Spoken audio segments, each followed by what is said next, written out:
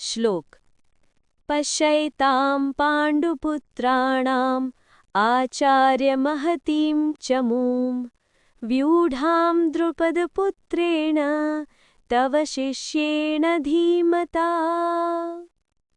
सरल अर्थ। हे आचार्य, पांडव पुत्रों की इस विशाल सेना को देखिए जो युद्ध के लिए सुंदर ढंग से सजाई गई है। इसे द्रुपद के पुत्र धृष्टद्युम्न ने व्यवस्थित किया है, जो आपका ही शिष्य है और अत्यंत बुद्धिमान है। भावार्थ यानी गहरा अर्थ। दुर्योधन अपने गुरु द्रोणाचार्य को ये याद दिला रहा है कि जिस पांडव सेना का वे सामना करने जा रहे हैं, उसे उसी व्यक्ति ने सजाया है जिसे आपने स्वयं शस्त्र और युद्ध नीति सिखाई है। ये श्लोक दुर्योधन की चिंता, भय और गुरु पर दबाव डालने की मानसिकता को प्रकट करता है। कथा शैली में विस्तृत व्याख्या। कुरुक्षेत्र का मैदान अब शांत नहीं रहा था। हाथियों की चिंगाड़, घोड़ों की टापें और ध्वजाओं की फड़फड़ाहट वातावरण को भारी बना रही थी। दुर्योधन अपने गुरु द्रोणाचार्य के पास खड़ा है। वो सामने की ओर इशारा करता है और कहता है, आचार्य, जरा उस सेना को देखिए। वो सेना साधारण नहीं है, वो विशाल है, अनुशासित है और एकदम युद्ध के लिए तैयार खड़ी है।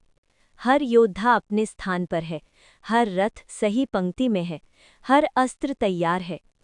फिर दुर्योधन एक और बात जोड़ता है जो उसके मन की असली चिंता को उजागर कर देती है। आचार्य, इस सेना को सजाने वाला कोई और नहीं, द्रुपद का पुत्र धृष्टद्युम्न है, और याद रखिए, वो आपका ही शिष्य है।